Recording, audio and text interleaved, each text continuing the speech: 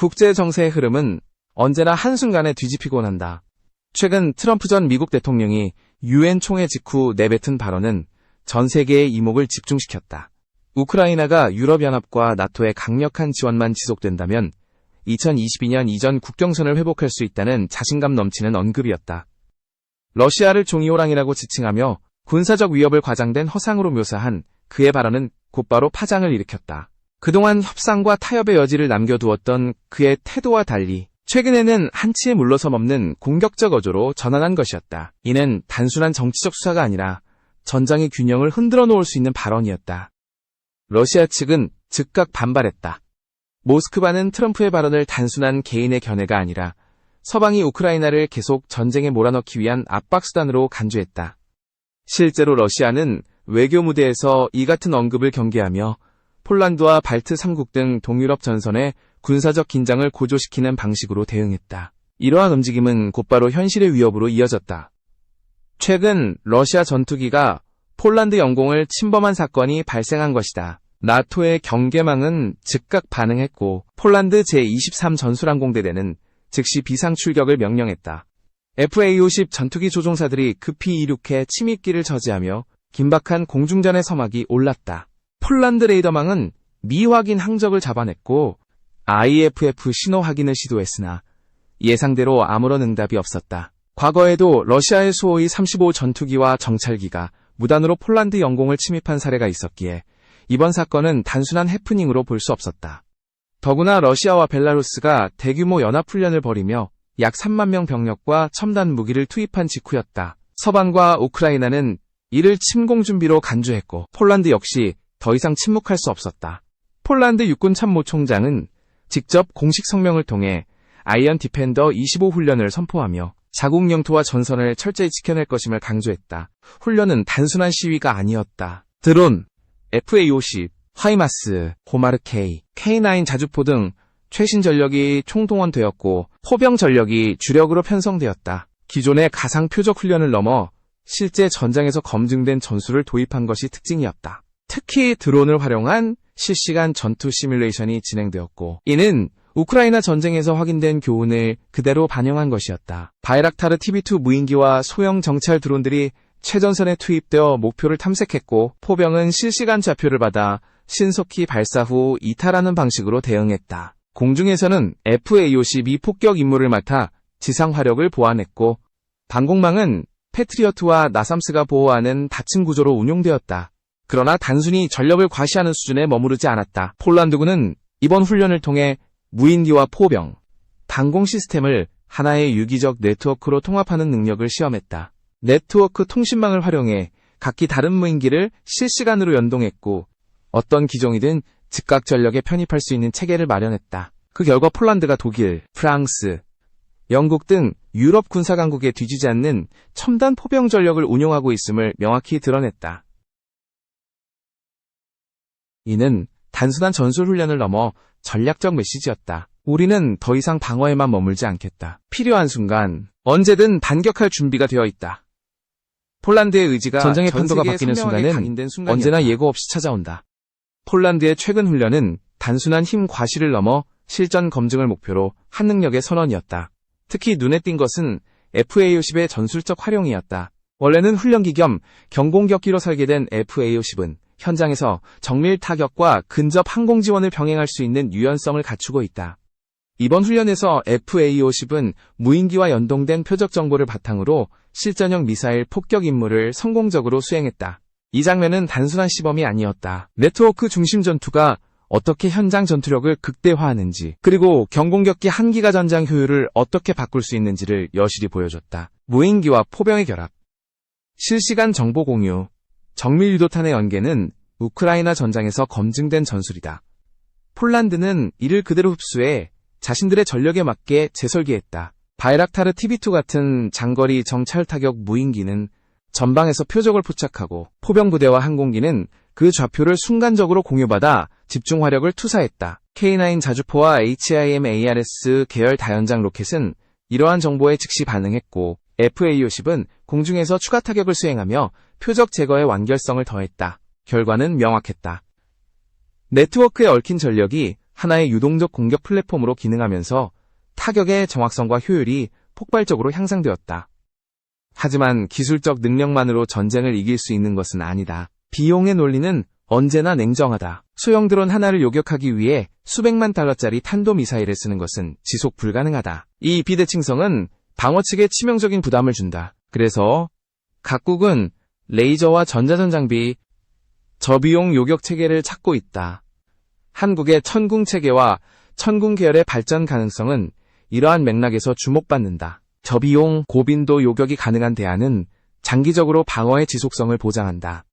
폴란드가 한국 무기를 대규모로 도입하는 결정은 단순한 장비 구매를 넘어 산업적 파트너십의 성격을 띈다. FA-50과 천무 다연장 로켓의 공급은 초기 신뢰를 쌓았고 그 바탕 위에 KF-21 도입 논의가 본격화되고 있다. KF-21은 단순한 전투기가 아니다. 기술 이전과 현지 조립, 부품 생산 참여까지 포함하는 산업적 패키지는 폴란드 항공산업의 자생력을 키울 수 있는 기회다. 유럽의 전통적 항공 강국들이 기술 이전에 인색한 상황에서 한국이 제시하는 협력 모델은 패러다임을 바꿀 수 있다. 정치적 계산도 복잡하다. 미국은 여전히 F-35를 통해 동맹국들의 군사 의존도를 유지하려 한다. 그러나 비용 문제와 운영 부담은 동맹 내부의 균열을 낳고 있다. 폴란드 입장에서는 자국 주도의 전력화와 산업 생태계 구축이 외교적 독립성의 핵심이다. KF-21은 그 매개체가 될 수 있다. 만약 폴란드가 KF-21을 선택한다면 향후 수십 년간 동유럽 항공전력의 지형도는 완전히 달라질 것이다. 결국 이번 사건은 단순한 영공 침범과 훈련을 넘는 의미를 가진다. 드론 전력의 확산, 비용 비대칭, 네트워크 중심 전투의 대두, 그리고 방위 산업을 통한 전략적 자립 시도까지 복합적 요소들이 한데 얽혀있다. 폴란드의 선택은 단지 장비를 사는 문제가 아니라 주권을 지키기 위한 산업과 외교의 재편이다. 그리고 그 선택의 가장 큰 변수 중 하나는 기술과 자원의 적절한 통합 능력이다. 네트워크로 묶인 전력이 얼마나 유기적으로 작동하느냐에 따라 전장의 우위는 단번에 뒤바뀔 수 있다. 폴란드가 직면한 현실은 단순한 무력 과시 이상의 것이다. 러시아는 전면전을 피하는 대신 저강도 도발을 끊임없이 반복하는 전략을 취하고 있다. 소형 드론의 침투, 국경선 근처의 군사훈련, 그리고 영공 침범은 모두 상대를 지치게 만드는 교묘한 압박 전술이다. 이 방식은 군사적 긴장을 서서히 끌어올리면서도 나토가 집단방위 조약을 발동할 명분을 축적하지 못하게 만든다. 결국 유럽 사회 내부에 전쟁 피로감을 조성하고 나토의 응집력을 흔드는 것이 러시아의 숨은 목표다. 폴란드의 방공망 한계는 이번 사태에서 분명하게 드러났다. 첨단 패트리어트와 나삼스 체계가 배치되어 있음에도 불구하고 초저고도로 침투하는 소형 드론을 효과적으로 탐지하지 못했다.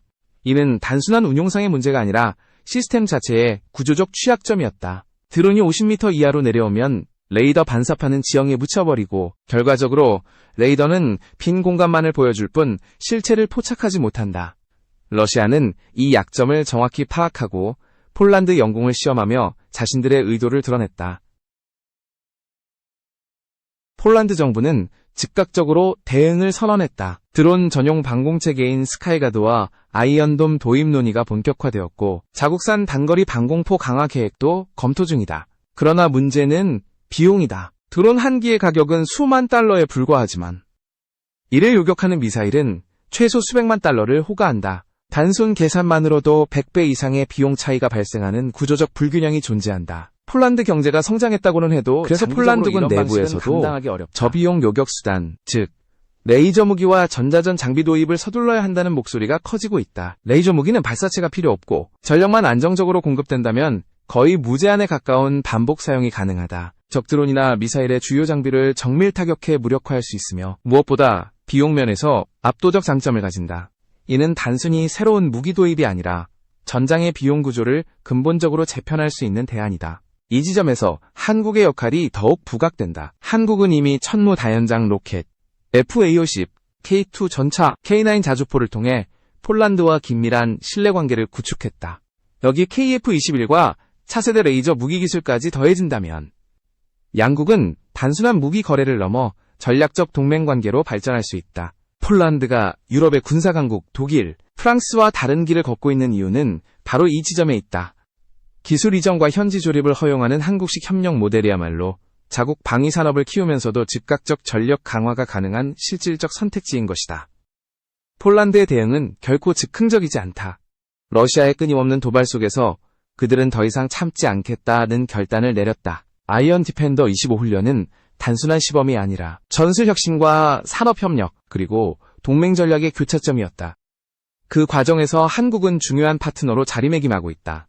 동유럽의 하늘 위에 KF-21의 실루엣이 떠오를 날이 머지않았음을 예고하는 장면이었다.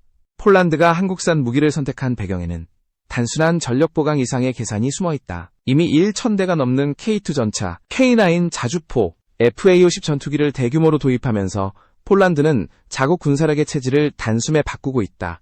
이 같은 결정은 러시아의 압박에 대응하기 위한 전략적 선택이자 나토 내부에서 자국의 위치를 강화하려는 정치적 도박이었다.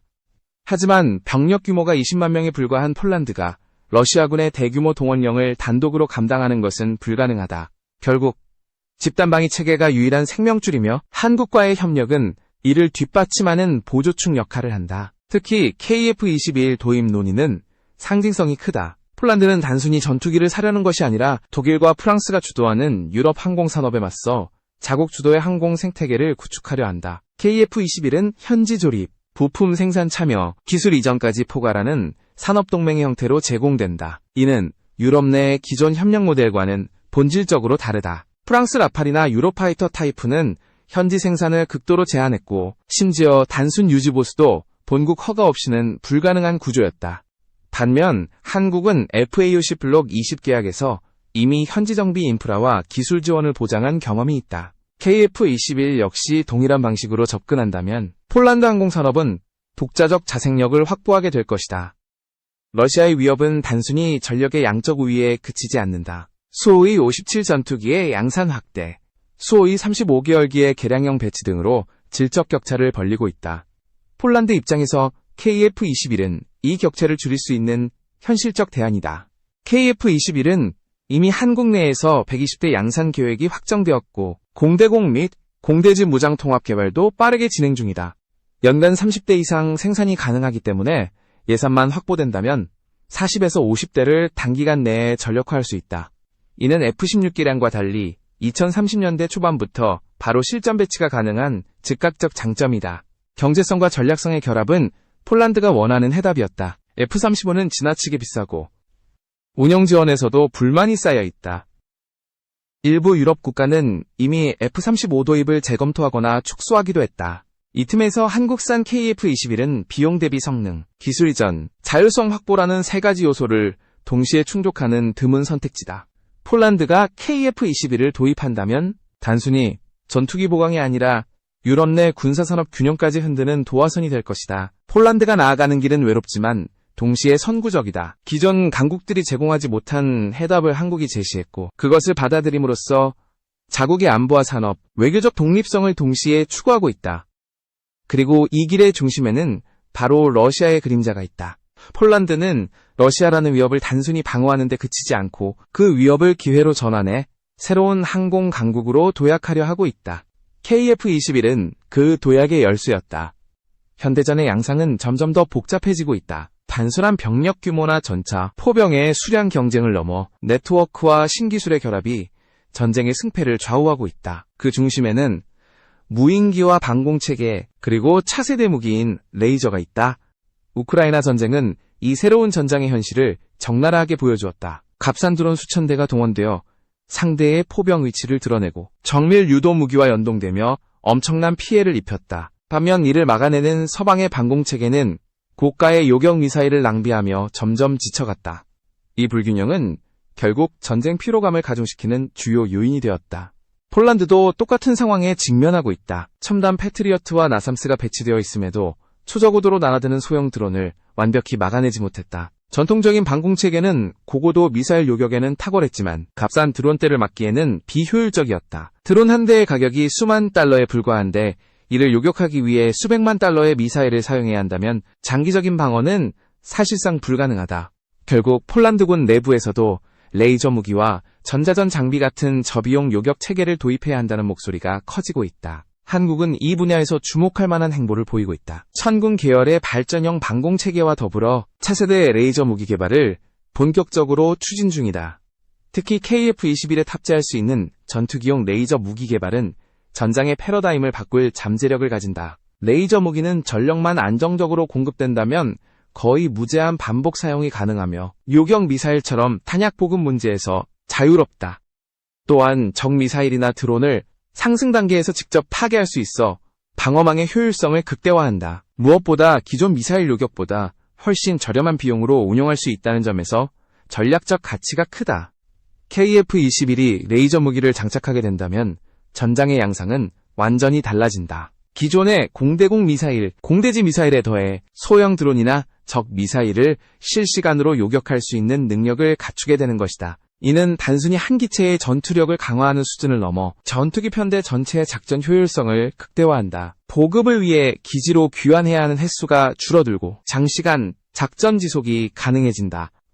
결국 이는 공중 우세를 확보하는 결정적 요소로 작용할 수 있다. 폴란드가 이 같은 개발 방향에 관심을 기울이는 것은 자연스러운 일이다. 러시아의 드론 전력이 날이 갈수록 방대해지고 있고 저가형 자폭 드론인 랜셋 3계열이 전선에서 실제 효과를 입증했다. 북한조차도 이와 유사한 자폭 드론을 공개하며 대량 생산 가능성을 시사하고 있다. 이런 상황에서 기존의 방공 체계만으로 대응하는 것은 경제적으로도 전략적으로도 불가능하다. 폴란드와 한국이 KF-21을 중심으로 레이저 무기 개발 협력을 모색한다면 이는 단순한 전력 보강을 넘어 전 세계적 전쟁 패러다임을 바꾸는 계기가 될 수 있다. 결전의 순간은 이미 시작되었다. 폴란드의 대응은 단순한 무기 도입이나 훈련 수준을 넘어선 전략적 전환을 의미한다. 러시아의 저강도 도발에 맞서 전투의 패러다임 자체를 바꾸려는 움직임이다. 여기에는 네트워크 중심 전투, 무인기와 포병의 유기적 결합, 저비용 고효율 요격 체계의 도입, 그리고 방위산업을 통한 전략적 자립 의지가 모두 포함되어 있다. 폴란드가 선택한 길은 전통적인 군사력의 단순 증강이 아닌 전장 환경과 경제적 현실을 동시에 고려한 현실적인 전략이다. 그 중심에는 기술과 산업의 결합이 있다. FA-50과 K9, K2, 천무 다연장 로켓으로 시작된 신뢰는 KF-21이라는 더 큰 도약으로 이어질 가능성이 높다. KF-21은 단순한 전투기가 아니다. 기술 이전과 현지 조립, 부품 생산 참여를 통해 폴란드는 항공산업의 주도권을 일부 되찾을 수 있다. 이는 군사력의 문제를 넘어서 경제와 산업, 외교적 독립성까지 연결되는 복합적 이슈다. 유럽의 전통적 항공 강국들이 제공하지 못한 현지 참여라는 해법을 한국이 제시했고 폴란드는 이를 전략적 기회로 인식했다. 하지만 기술적 낙관만으로 모든 문제가 해결되는 것은 아니다. 레이저 무기 같은 차세대 체계는 전력 공급, 기상 조건, 전자전 환경 등 현실적인 제약을 안고 있으며 전투기 플랫폼에 탑재할 때의 운용 유지 비용과 전술적 한계도 면밀히 검증되어야 한다. 또한 대량의 저가 드론에 대응하는 전술은 단일 기술의 도입으로 끝나지 않는다. 다층적 방어 체계, 전자전과 사이버 방어, 정보 우위의 확보, 그리고 유지보수와 보급 체계의 안정성 확보까지 모두 병행되어야 한다. 이런 복잡한 과제 속에서 실전적 솔루션은 다음과 같은 다축 전략에서 나온다. 첫째, 네트워크 중심 전투의 완성이다. 무인기, 정찰 자산, 포병과 항공이 실시간으로 정보를 공유하고 자동으로 표적을 할당하는 체계를 고도화해야 한다. 둘째, 저비용 고효율 요격 체계의 조기 도입이다. 레이저 무기와 전자전 장비, 소형 요격 무기를 조합해 드론대를 경제적으로 제압할 수 있는 능력을 길러야 한다. 셋째, 산업적 자립과 기술 이전을 통한 지속 가능한 전력 확보다. 단발성 장비 수입이 아닌 현지 생산과 기술 계승을 통해 중장기적 전력 보강을 도모해야 한다. 넷째, 외교적, 동맹적 균형이다. 미국과 유럽, 그리고 한국과의 협력을 전략적으로 배치해 단일 의존 구조를 피하고 다자적 지원 체계를 구축해야 한다. 한국 역시 이 책임에서 자유로울 수 없다. 한반도라는 지리적 정치적 현실을 고려할 때 저비용 드론 위협과 전자전 사이버 공격은 우리에게도 바로 코앞의 과제다.